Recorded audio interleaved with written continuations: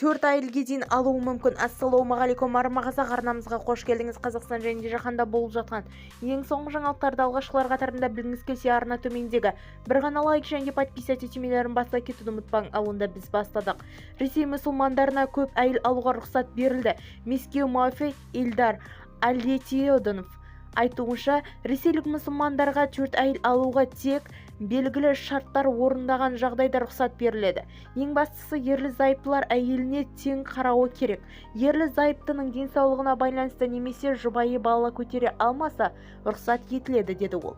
Ер адам қамқоршылығына алған әйелдің балдарына да асырауы міндетті. Оған қоса тағы да шаңырақ көтеретінін қазіргі әйеліне ескертуі керек. Сондай-ақ мұсылман азамат әйелдердің ешқайсысын баспанасыз қамауға, қастамауға тиіс. Егер оған шамасы келмесе, оған неке қию тыйым салынады. Бізді тамашалауды жалғастырыңыз, сау саламат болыңыз.